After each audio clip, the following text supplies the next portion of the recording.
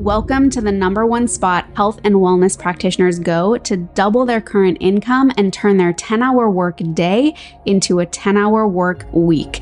Join us as we dive into the tips, tools, and tech you need to create a life and practice on your own terms. More freedom, flexibility, fulfillment, and of course, funds. It's time to build your online practice. And I'm your host, Michelle Rogers, also known as the WELLthy Woman.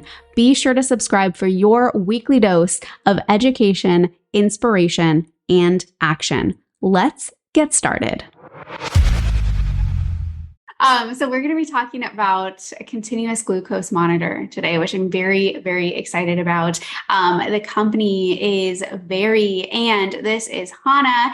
And so the talk is glucose monitoring for metabolic health. Now, Veri is a CGM-enabled, CGM means continuous glucose monitor, CGM-enabled platform that helps practitioners and their clients find the specific foods and habits that improve their metabolic health. Hana leads B2B business at Veri, working closely with the engineering team to build the tools our partners use every day. PCOS and pre-diabetic diagnoses as a teenager fostered a lifelong passion for wellness and human-centered design that has fueled her work at Veri, Fitbit, and Belkin. So good. I am so excited. So I have a question that I have been asking all of the speakers. So I'm going to put you on the spot. Are you ready for it? Let's go. So as an expert in the field, how do you anticipate the online space evolving for health practitioners, for health and wellness practitioners? What shifts or trends do you believe are going to shape the industry in the near future? Ooh, I love this question. And it's a big question.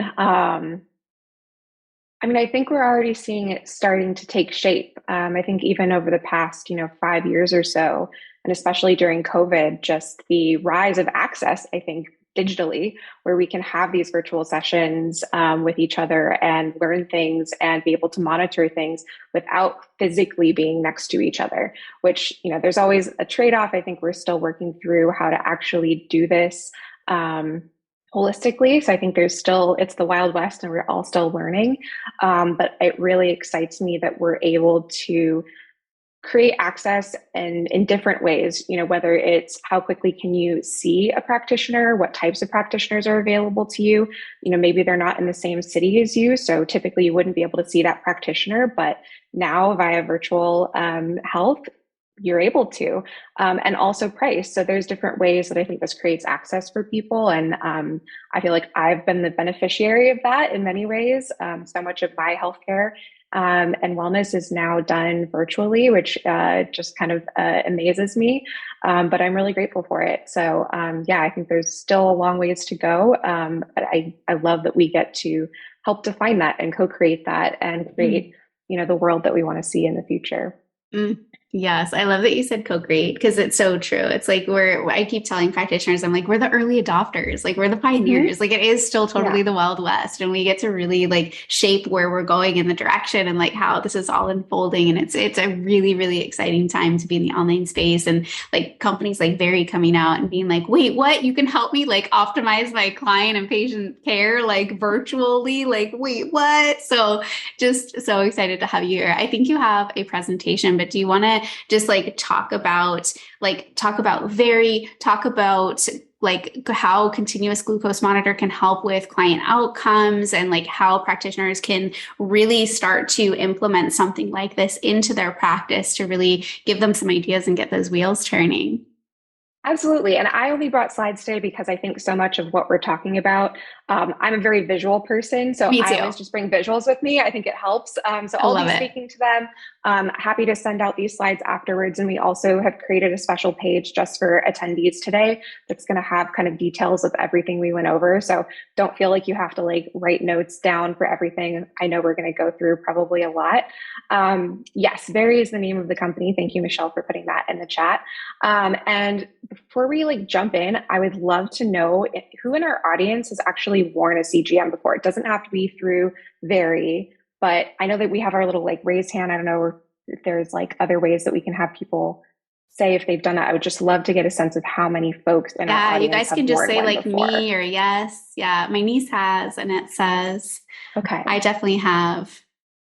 Actually, I'm excited. Like, I want to share because I did mine, and I forget if I shared this with you, Hannah, when we first talked, but the first time I did a CGM, it was several years ago, and I remember getting an unsweetened oat milk latte. And I saw my CGM afterwards, and I was like, what in the heck just happened? And now, like in the past year, everybody's like talking about oat milk and how it's like crazy and it affects your blood glucose. And I was like, wow, how incredible was that? That I had that instant biofeedback to be able to monitor, like, holy, whoa, like this thing that I just did that I would think had zero impact on my blood sugar. I mean, essentially, like completely spiked it. So it was just such an Yeah. incredible like and guess what? I never ordered an oat milk latte again. Like, Yeah. And but I yeah. think there's always, I think, light bulb moments for everyone when they wear a CGM. And it's different for everyone too, which is one of the things I love about using a CGM is that it's really giving you the real-time feedback to your body. And most people will have that response to oats in particular, just very high glycemic, especially if they're highly processed. So steel cut oats is going to be different than oat milk, for example.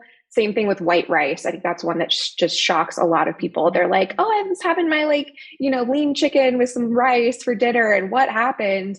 And it's that level of polishing on the rice contributes to the high glycemic index. So thank you everyone for jumping in the chat. Sounds like we have a few folks who are familiar with CGMs, but maybe plenty of people who aren't too familiar. So I would love to just start with what is a CGM? What is glucose? What does this have to do with nutrition, wellness, and healthcare practices? And how can it help you? So let me go ahead and share my screen if that's all right. And we'll Just a just dive remote right in. reminder, yeah, while Hannah's getting ready with her presentation, all questions, please put them in the Q&A, just so we can make sure that we don't miss any of them. So thanks, guys. Yes, thank you. And ask questions anytime, please. I'm happy to pivot to whatever y'all need. So, all right, I will make this a little bit bigger so hopefully everyone can see it pretty clearly. Let's make this full screen. There we go. All right. So just to give you a little overview of what a CGM is. So we actually don't produce the CGMs ourselves. We use the Abbott Libre CGM. So this is one of the most common standard CGMs on the market today. It is a sensor. It lasts for about 14 days. It's going to sit on top of your skin. I'm actually wearing one right now. So you can see I've got a little sticker over it protecting it, but it's using a medical grade adhesive to stay on my skin. It's totally waterproof. You can swim with it. You can take a shower with it. You can do vigorous workouts, yoga, whatnot, whatever you're doing, you can do it with a CGM on, I guarantee you. It has a very small flexible filament that goes underneath the skin. So it's not a needle. It's a big misconception. You don't have like a live needle stuck in your arm. It's a flexible little filament, goes under your skin, and it's continuously sampling every single minute the interstitial fluid just under the skin. So it's actually not sampling your blood. That's another big misconception. And it's using that interstitial fluid to measure your glucose levels just that are freely circulating in your body. That's happening every single minute, and it lasts 14 days. You're able to scan that with your phone and have this continuous picture of what's going on with your glucose levels. And so this is something that we use as a proxy to understand a whole host of broader health indicators.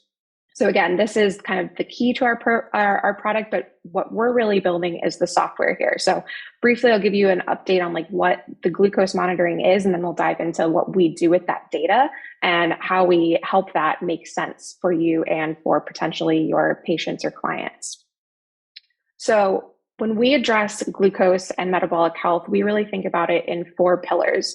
So as you were mentioning, Michelle, food is obviously a huge part of that. You're going to see reactions to different foods that you eat. So things that are high glycemic, like white rice or highly processed oats, are typically, for most people, going to create a pretty dramatic glucose response because your body's going to have to release more insulin in order to process that energy and store it. But it's not the whole picture. So we always like to talk about the other 4 pillars. And these are just sort of general approximations here. Obviously, these percentages are not precise.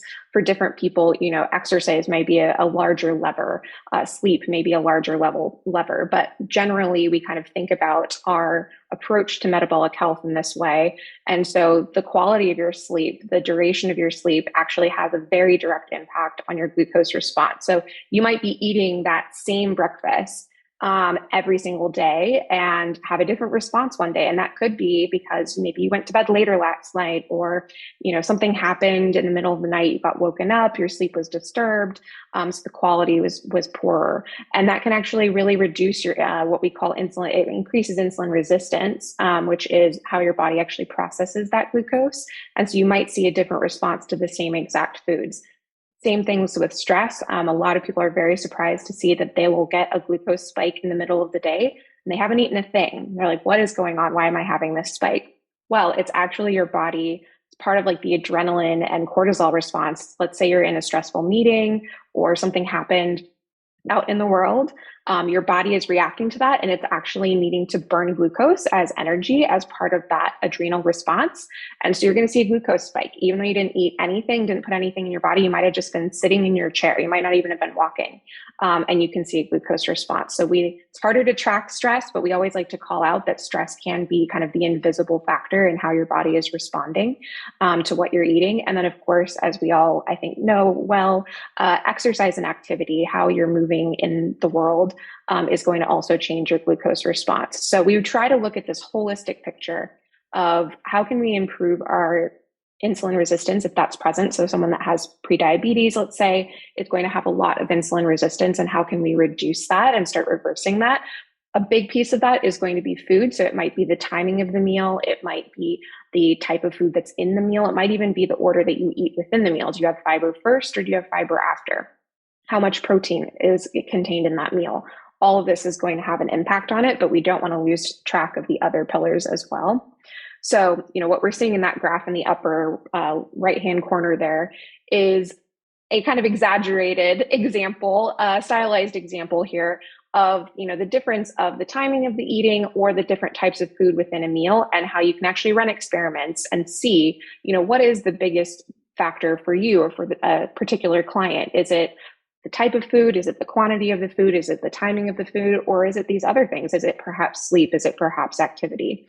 And so that is how we are addressing metabolic health, by having this continuous monitoring of glucose. So rather than, waiting to measure something like weight, which kind of has been used traditionally, right? We're like, hey, we want to see 5 pounds of weight loss, or we want to see body fat percentage go down, or even calorie counting. It doesn't give us that holistic picture of what might be happening with stress, what might be happening with the activity levels directly. And we're not seeing it necessarily in real time. It takes time to lose weight. Whereas with glucose response, we are seeing that almost immediately, like within minutes after eating something or within minutes after exercising. You're going to understand and be able to see on the app what's happening within your body and how your body is responding to it. So this is a leading indicator, is what we like to call it, rather than a lagging indicator. We have to wait for a weight change. We have to wait to see what a nutrition change or calorie counts even do. Whereas CGMs give us that real-time feedback response, so we can start adjusting and trying different things faster. So that gives us a really powerful opportunity to impact health outcomes. And so this is, there's links at the end of this presentation, by the way. So if you ever want to dive into any of these clinical studies, feel free. These were not clinical studies done with Veri specifically, but done with CGMs in general when it comes to nutrition guidance. And so this is just talking about the impact that it has primarily for the client, for the individual that's participating in this. And what we see is that even amongst healthy population, glucose response differs. So I might drink that same, oat milk latte, Michelle, and I might have a slightly different response. And that's going to maybe have things to do with my genetics, might have to do with my lifestyle. It might have to do with what I ate for dinner last night. There's so many different factors, right? And so what we're seeing through this like broader research on larger populations is that there's no singular guidance that we can provide. We can't just say, here's the magic bullet of how to eat and you're always going to get a good score. Your good score might be, unlocked by sleep, and my good score might be unlocked by nutrition. It just really depends. But the good news is what we see within client populations is that when we're talking about behavior change, which can be so difficult for people, CGMs really increase motivation. It gives them that real-time feedback loop. So they don't have to wait 3 months to see if they lose the weight.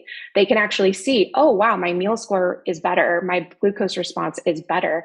And they have this positive feedback loop that helps them stay on track and keep trying these new habits and keep building them. And of course, over time, that compounds and you're going to see better health outcomes when they're able to stick to whatever changes they're trying to make in their life. Again, whether it be lifestyle, nutrition, whatnot. And so in this last study, the third one, they actually had nutritionists working directly with clients, and one group of them just had their regular nutrition education and one-on-one sessions. The other one had the same exact education, so same content, same type of format, but they added a CGM. And what they saw was faster and more improvement in their outcomes than the group that was only receiving education. And so again, we see that we're hypothesizing that that's related to that increased motivation. So really helping the client understand for themselves and kind of see that window into their own body of, what happens when I exercise at this time of day? What happens when I eat this type of food? Rather than kind of flying blind, as it were, without it. So I'll take a quick pause there. So that's kind of our quick overview of glucose and metabolic health. Of course, there's so much literature, so much research that's going into this space right now. We could talk for an hour just on metabolic health. But that's our like high overview. Were there any questions that were popping up in the chat about this? There's a quick question. Yeah, is the tape latex free? It is, but it is a medical grade adhesive. So there's no latex in the sticker or in the product itself. But if anyone has a medical adhesive sensitivity, they're pretty rare, but they do happen, then unfortunately CGMs would not be appropriate. You would have to do something like a finger prick monitor, which is just limited in how frequently you can use it. The finger prick monitor is actually sampling blood. That's kind of the old school way of, especially for diabetics. But there's only so many times you can poke your finger and you have to remember to do it. So you're just not going to get as much clarity on the sampling. You're going to just have a few data points rather than a continuous, you're going to see that roller coaster with the CGM. Exactly. Yeah. And then there's a question about client information. So just using basically particularly research is conducted without fully understanding the use of the platforms or the consent from the participants. Usually you consent to participate in studies, but with online health tracking industries, your data is used for the platforms to learn and gather info to improve their tech, but how unscrambling or maybe how encrypted or private is the user information? I love this question. So thank you for this question. This is something we care about very deeply at Veri. So none of these studies that we just discussed were done using Veri. These were totally separate clinical studies done by a variety of different hospitals and groups across the country using CGM, same CGM we use, but again, not our product. We're actually based in Europe, in Finland. And so Europe has some of the best data privacy regulation in the world, and we are compliant with all of it. So if you've heard of GDPR, we are fully GDPR compliant, which means all of our data is completely anonymized. It used to be so private that actually if you changed iPhones, you would actually lose all your data, which ended up being a really bad experience for some of our folks who had been using the platform long term, and they got a new iPhone and suddenly all their data was gone and they didn't understand why. And we're like, that's because we don't store it or save it. It was on your phone and then you got rid of the phone and now it's gone. We don't have it. So we have improved that. We do have data storage now, but it is under very strict regulations on how we store it, associate it with you, and then again, anonymize it for any other usage. We are not currently doing any clinical studies. We're not doing any research on that data ourselves.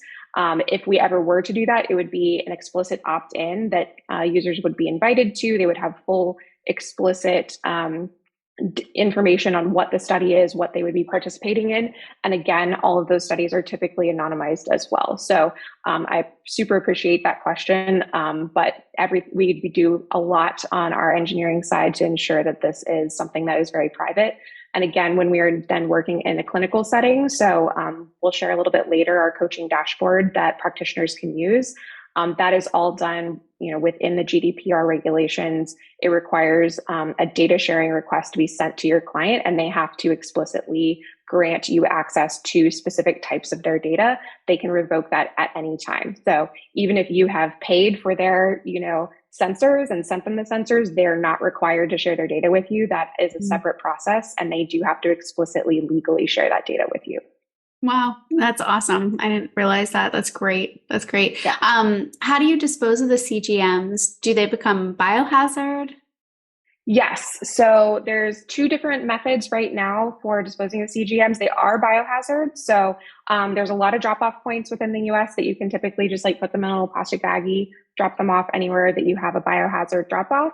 I believe Abbott just started piloting. I believe it's in all of the US. I might have to double check myself on this, but they just started a program for recycling actually. So they you can go online to Abbott's website. They will send you a special like package to put your used sensors in. I think you wait until you have a few of them, and then you mail them back to Abbott, and they will actually process them and recycle them as well. So we don't offer a recycling program right now, but that is direct through Abbott.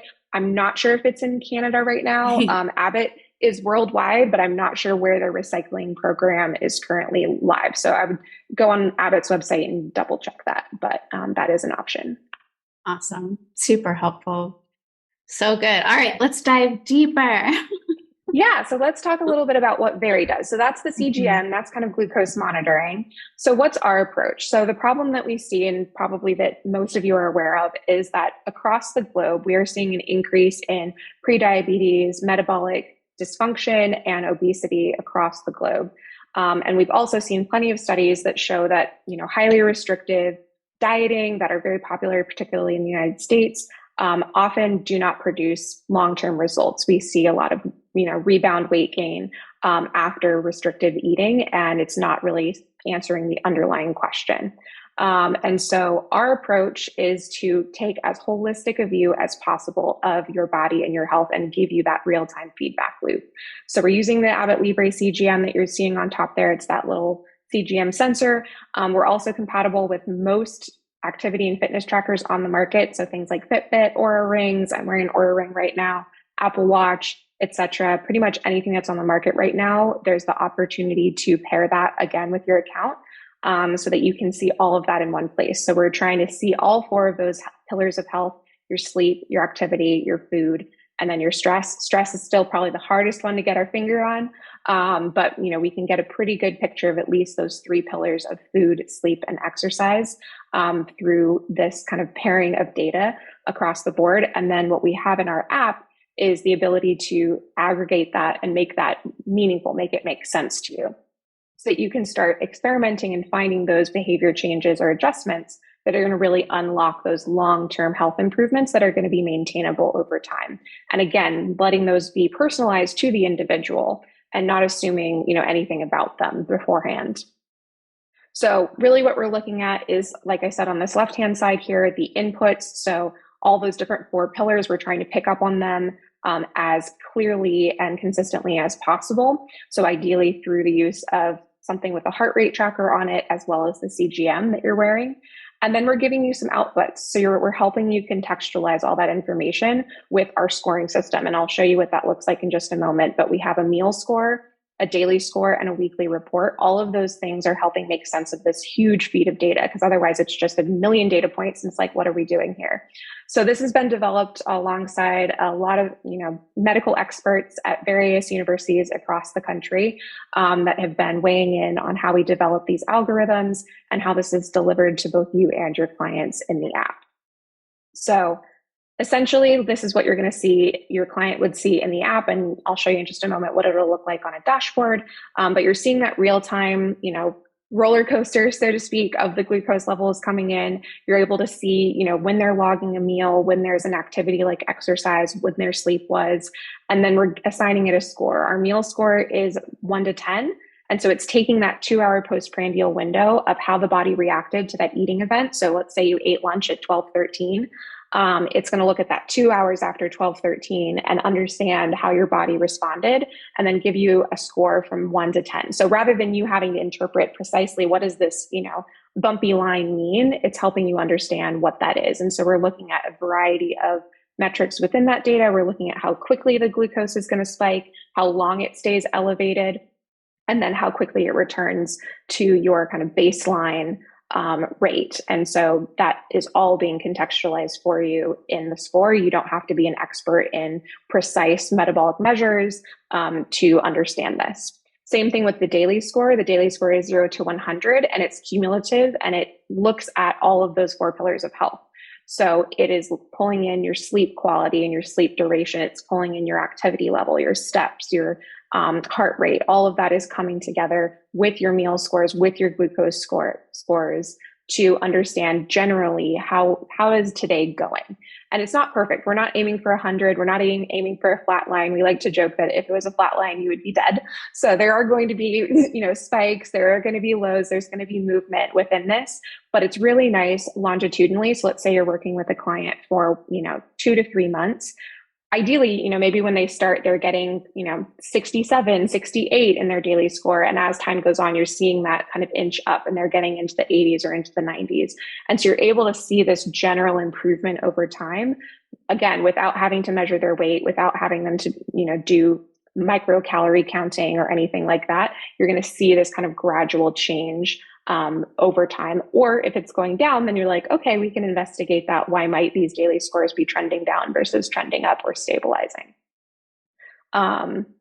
So we've seen within our populations, and again, this is going back to our question about anonymized data. So this is completely anonymized. There's anonymized data here, and then a survey that we send out. So this is opt-in. So these are post-use survey results that have gone out to real users. So not everyone participates. So this is not, including our entire user population over the past few years, but many people like to volunteer and tell us how it went. So we've seen, generally between 70 and 80% of people are seeing market improvement in their goals that they came to us with, whether that was weight loss, making maintainable changes to their diet, and then seeing improvement in their glucose levels. So we're really excited to be able to see this over time with some of our long-term users. So any questions before I move on to how this can be used in a clinical practice? I see a couple questions in the chat here. Yeah. Is it compatible with Garmin Watch?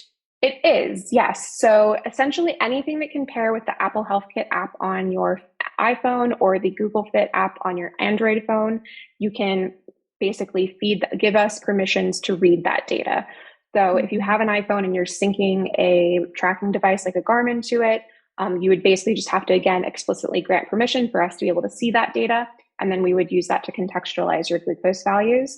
We have direct integrations with Polar, Aura, and Fitbit at the moment. And then the rest are coming through Apple Health Kit. Wow, and that's cool that you guys integrate with Aura. That's so cool. Yeah, we love Aura. Yeah. When you apply the CGM, does it immediately begin to give you accurate readings, or is there a calibration period? Good question, Annette. So there is a calibration period. It's an hour long. So we recommend waiting to put the protective sticker on till after that hour is complete, just to make sure everything has gone well. That's something that happens automatically. So you don't have to do anything. There's no user participation. It's just kind of a warm-up period for the sensor. Everything happens automatically. What I will say is that CGMs, again, they're very different than a finger stick monitor. So I like to call out that it is different than a blood draw. So if you're doing a main blood draw for an A1C value or a finger prick for a blood glucose value, that is different from a CGM. A CGM is sampling interstitial fluid. So even diabetics, before they dose insulin, they're going to do a finger stick just to confirm the value before they actually do their insulin dosage. Why this is relevant is what a CGM is looking at is relative change over time. So it's that roller coaster up and down of what are those relative values. It's doing that for 14 days straight. There is a tolerance that Abbott and all CGM makers stay within, that they legally have to stay within, this margin of error. But there you can see some minor discrepancies versus a blood glucose test. So if you do a finger prick, it might be a few points up or down versus what you're going to see from the CGM. And that's to be expected because, again, that CGM is not looking for an absolute value. It's looking for the relative value continuously. What is the normal range postprandial with CGMs? Runs higher than finger stick. Yeah, so finger stick is different, like we just talked about. Postprandial range, basically our normal range that we like to recommend, which is, I think the general range that the WHO also supports is 70 to 140 milligrams per deciliter. With a postprandial, you'll typically see a rise of, probably 20 to 30 milligrams per deciliter. It really depends on the person though. Again, what we care about is how quickly did it spike and what was the duration of the spike? Did you stay elevated for 2 hours, let's say? That would be concerning. Optimally with an insulin sensitive person that's not pre-diabetic, your body's going to release the right amount of insulin to bring that glucose level back down. You're going to see kind of a hump. It'll look like a little hill. So it'll go up and then it'll just kind of come right back down again. When you have higher insulin resistance, what you tend to see is a very quick, rapid spike. It's going to spike a lot higher. And then oftentimes you're going to see it like stay elevated for a longer period of time. And that's when your body is insulin resistant. It's struggling to release the correct amount of insulin or to use that insulin properly to bring that glucose level back down. So again, it's different person to person, but we care more about kind of the shape of that curve. And that's what that meal score is also interpreting for you on that 0 to 10 scale. Do you have a calibration period each time you replace a CGM? Yes. So each CGM lasts 14 days. You cannot take it on or off. If you take it off, it's done. Cannot be reinserted. And that's just the amount of battery it has in it. So it can live for 14 days and you have to put a new one on. Each one has to calibrate individually. And again, because these are separate sensors, they may go in a slightly different place on your arm or your body. You can see a little bit of difference sensor to sensor, and that is pretty normal for it to be, kind of 5 up or down between sensors. But again, what we care about is that relative, path and the scoring. And so we're able to kind of normalize that over time. So we care less about the exact number that, you clocked in at a 96. We care a lot more about what was the shape of that curve. And is that consistently happening or is it changing over time? Which brand of protective sticker do you recommend? There are so many on the market. There's some great ones, especially for specific sports and things on Amazon. We do not, name drop any of them. So feel free to go and have fun exploring. I've tried a few myself. We do include our own protective stickers that we manufacture with every sensor. You get 2 per sensor. So just in case you need an extra, you got one. But there's a lot on the market. So I just recommend, reading the reviews. Which location on the body offers the most accurate readings? So the one that's recommended by Abbott and most manufacturers is going to be the back of the arm, kind of like I have it right now. So this area for most people has a little bit more give. So you can see it's got a little tissue there, which is really good for it's, not going to be in the way. You're less likely to, hit it on anything. And it's going to be able to sample that interstitial fluid. Anywhere where you have a lot more muscle density, like top of the shoulder up here, you could put it there, but it's going to be harder the insertion is just going to be different. So we always recommend something that's, a little bit, got a little give, a little fleshy. I know that some people place it other places, but we always recommend back of arm, somewhere on the back to the side of the arm. Some people do it like right here where their 2 muscles meet. A lot of men prefer that placement, and then women tend to prefer kind of the full back of the arm. But other than that, we don't recommend any other ones, though you'll probably see diabetics placing it other places as well. Legs would be a bad idea just because it's the risk of getting, pulled off. So that's the main thing for us. Again, the accuracy has more to do with the consistency. Are we able to get a consistent reading for 14 days straight?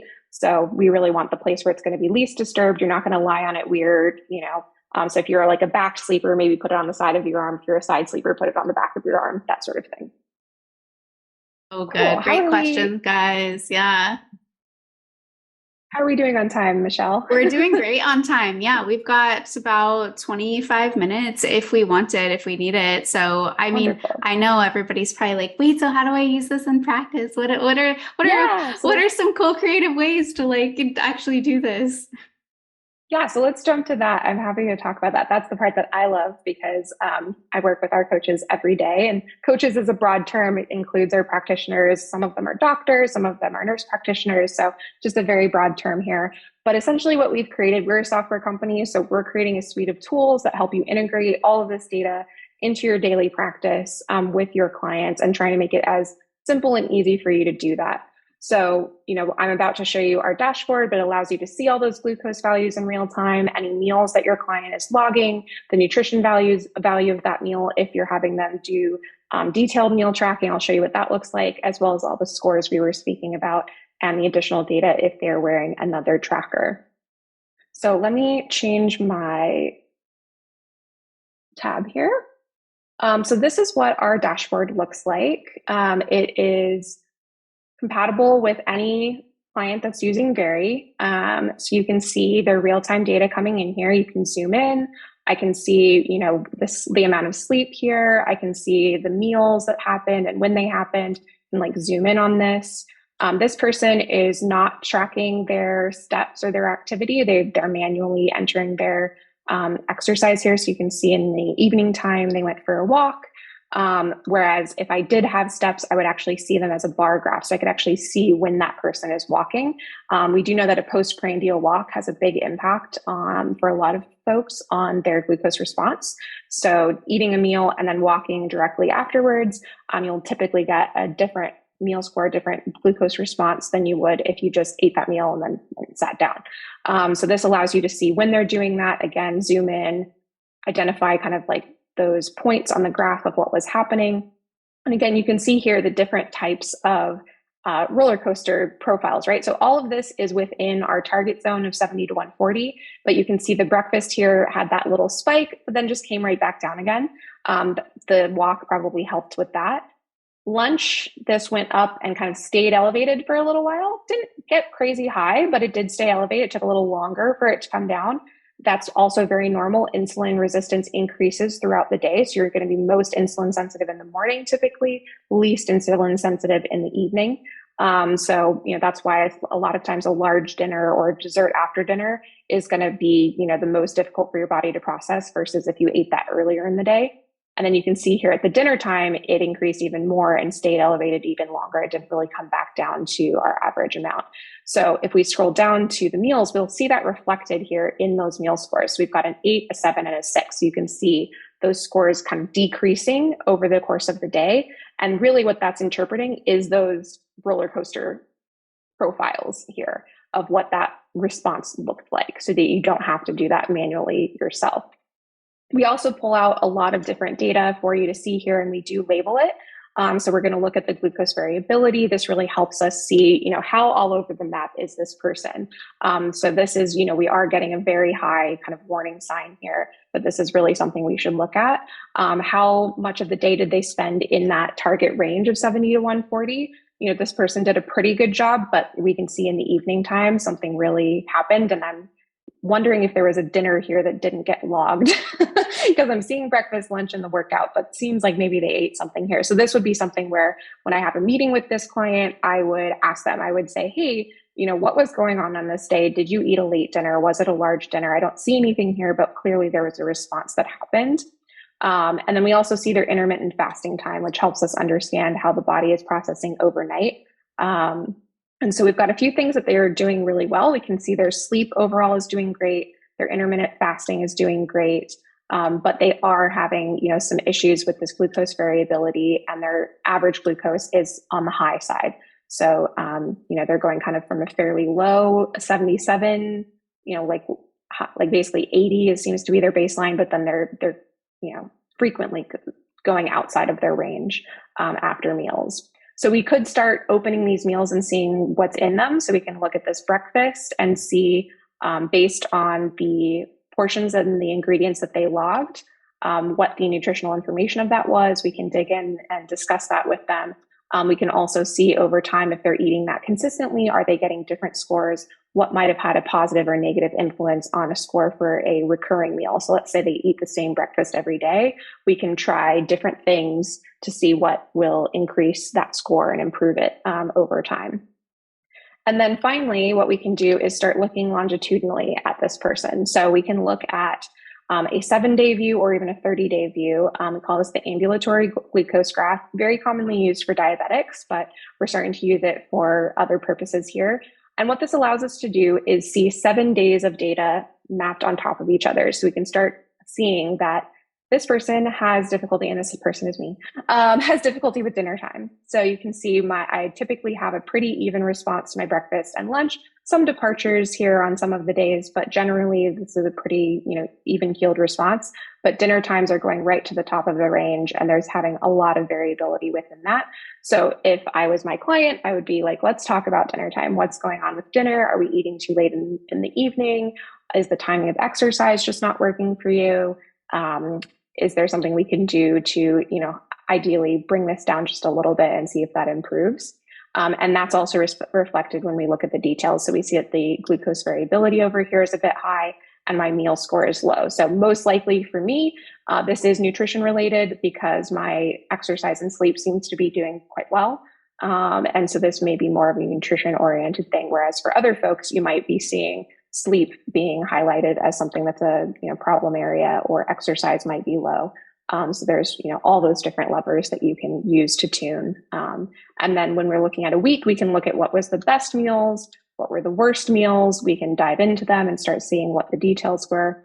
And so you can kind of see how over time this will allow you to have that feedback loop to start adjusting and tailoring that protocol for this individual to hopefully see improvements for them. I will pause there. It looks like we have quite a few questions. Annette says, would you place this on your non-dominant arm? You can do either one. I typically put my non-dominant arm, but if it's on the back of the arm, it really doesn't tend to matter. So really whichever one you're comfortable with. Some people like to swap it back and forth with each sensor if they're wearing multiple. Can a patient share this info with their practitioner? Yes, so that's what this dashboard is all about. So like I mentioned earlier in the call, this requires that the individual grants access to share their data with you. So you actually have to share a data pairing request with the individual, and it'll pop up in their Veri app and say, this person with this email address would like to view this, and this data, accept or deny.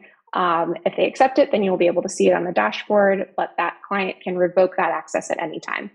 You can also end the relationship as well and delete them off your dashboard, but typically it's we let the client be in the driver's seat there.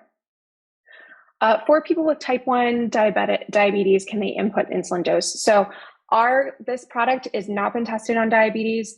We are only compatible with non-diabetics right now. I know that probably there are people with type 1 in particular that are very eager to use something like this, but the testing that we did on all of our algorithms was done in partnership with a healthy population. So we just cannot, that scoring system for meals, daily scores, et cetera, was not tested in, diabetic scenarios. And we do know that, the profile of a diabetic person, the response that they're going to have is going to differ quite dramatically from, a healthy person. Now, there's a whole spectrum of healthy. So within healthy, there's still, varying levels of insulin resistance, varying levels of diabetic state. So we do have a lot of pre-diabetics that use this product, but unfortunately, we do not have anything around, this is not a medical device. We're not doing anything with insulin, unfortunately.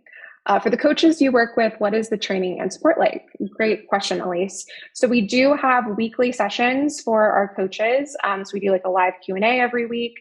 Once a month, we do training sessions. We do bring in some of our internal research and practitioner developers with us. So we'll have sometimes a nutritionist, sometimes a medical doctor, whoever is actively working on a new feature to come speak about it and help educate. And then we do have a library of resources that, we're referencing and using that you're of course welcome to reference and use as well.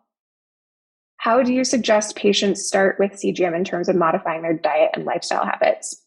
Love this question. So obviously, we have a lot of folks that come to us just directly. So our initial product for the first 3 years of our company was a consumer product. We still have a very large consumer base. So people just come and they're doing it DIY. So within the app, they're measuring and tracking their own meals. They're looking at their meal scores and trying to interpret it themselves. We do have some guidance in the app for those consumers if they aren't working with a coach. But we really love working with practitioners because we believe that's just a stronger way to start and a healthier way to start. There's less, possibility to have misinterpretations of the data. So I would encourage you to, look at that data and help them interpret it with all of the knowledge and expertise that you're bringing to the table. We have a lot of different practitioners with different expertise that serve different niches. So they really know their clients best on a human level. And like we mentioned at the beginning with the 4 pillars, that stress pillar, it's really hard to detect, in an app. That's something that can come up in a one-to-one conversation when you're working with a client and what they're facing in their life, their context better than anyone.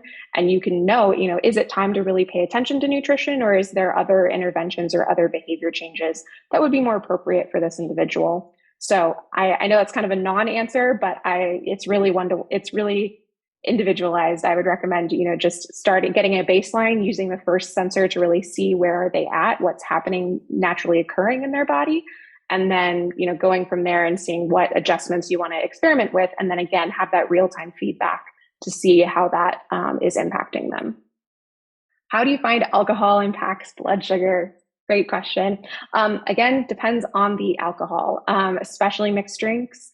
You are going to see typically a spike. There's a lot of hidden sugar in a lot of drinks, especially cocktails. Sometimes they put so much sugar in that stuff, and it's just high fructose corn syrup or just cane sugar. And so you will see a big spike just from it's glucose or sucrose that's in it. Other drinks like beer, high carb, so you will typically see some kind of response. There are some studies, I believe we have them posted somewhere. If not, I'll try to find them. There's certain alcohol that temporarily slightly lowers glucose values. So sometimes you see this weird sort of like double hump where it'll decrease a little bit and then it'll spike. So it's kind of a delayed response, especially with things like red wine. But again, differs for different people. Depends on the context. Did you eat before or after? Did you work out that day? Did you get a lot of sun that day? Did you sleep well? It's going to really depend on the drink and the context. Prediabetes. Have you helped people discover this statistics? So yes, we have. We do not currently, we don't diagnose anything. This is not a medical app, but a lot of people, if they're consistently getting low meal scores, they're getting high variability, all of that stuff, that's indicative typically of a lot of insulin resistance. And that person, we will typically recommend, speak to their practitioner, perhaps request an A1C test to see. That A1C test is going to look at 3 months of data in their body, and that's what's currently used for diagnosis of pre-diabetic state and diabetes. So we don't diagnose, we don't do any of that automatically, but we can get leading indicators of that. And does the app give suggestions for modifications? So yes and no. So for our consumer product, we do have what we call Journey. So it gives them kind of, additional education resources, helping them understand everything we're talking about right now. What is glucose? What is insulin resistance? What are the pillars of health? How can you, what are your levers that you can play with here? For our, B2B product, when we have clients working with a clinician, we are not interfering in that client-clinician relationship. So it's really up to you to design your own protocol around that, and use these tools, the app, the dashboard, with the individual, and then give them guidance, as you typically would previously. Amazing. Wonderful questions. I have a couple questions that I can add or ask that are hopefully helpful for people. So how are you seeing practitioners using this, like more one-on-one, group? Are people including it in like programs or packages? Are they sending their clients to Veri to purchase? How does it all work? Like the logistics? Yes. So there's a whole variety. So we really have built this to be as flexible and kind of a toolkit for practitioners. So we have a blend. We have some practitioners that are, very small, independent nutritionists. They're working one-on-one very intimately with their clients. They're meeting with them, perhaps weekly or even more frequently via Zoom, texting, the client. So they're really keeping tabs on this dashboard to see the data come back in real time. And then we have others that are doing really large, kind of like Facebook group style, 30-day resets and things like that. And so they are using it in a very different manner. So we're, really open-ended on how you want to use this. And we're happy to meet with you to help you understand how you might use it. That's also what our live sessions are for weekly. Our pricing is priced in such a way that it is flexible. So essentially there's 2 different ways that you can use this. You can have your client pay for it themselves. So they can get our, standard Veri membership, comes with 2 sensors and the app access. That's currently quarterly. So they get 3 months of app access and 2 sensors by default. If they want to add more sensors on, these are at cost. So we're not adding any margin to the sensors. This is truly our cost to get it to their doorstep. So they can get one for $90 or two for $160. We're handling all the prescription and fulfillment flow there. Or they can get an app only membership. So some folks are bringing their own sensors. They might be getting it through their local pharmacy. They might have a prescription for it already. In that case, you just need the software layer. So we do have that option. Or if you want to have this completely bundled and integrated into your protocol or your program, you can actually pay on their behalf. So you can choose how many sensors you want to use. Again, it's the same at cost pricing. And then you get them all set up. So essentially what that would look like bundled, you can just hide that cost. So you'd pay $217 to set up a client with the 2 sensors and the app access. That could be passed on and factored into your own pricing. So if you're selling a 3-month program, that's just a cost that you're hiding in that, and you can mark it up. So, maybe you add $300 to your overall program price in order to include 2 sensors of Veri during that 3-month program, for example. The other options that some of our clinicians prefer to do is to have the client paying for all their sensors and getting it direct through us. If they're doing that, then the client's going to pay either $297 upfront or $109 per month. We do have monthly payment options for the set with sensors, or they're going to pay $39 a month for just the app access. And then the clinician is only paying for the dashboard, which is $6 a month. So this is kind of the, choose your own adventure way of doing it. I know it's a lot to take in right now, so I wanted to just breeze over it and touch on it. But I know that a lot of people are probably wondering practically, how could I do this in my own practice? And, the answer is really, it's up to you and what you would prefer. Do you want to give a link to your client and have them, procure it themselves and be, paying for it that individually? Or do you want to sell kind of an all-inclusive program that already has the sensors baked in, and your client doesn't have to do any separate purchase, doesn't have to go anywhere, like they're just going to get it and you can do that purely on their behalf? The client doesn't have to place an order. They don't have to do anything. They would just get the sensors, essentially drop ship. We would ship it directly to the client, but we would ship it on your behalf. So cool. I love the flexibility. Yeah, that's so cool. I love it. That's awesome. We have a few more questions. If you want to dive in, we've got about 8 minutes, so I'll let you dive into those, Hana. I bet we can get through these. I think we can do it. Keep the questions coming. How to pay: HSA, insurance, private pay.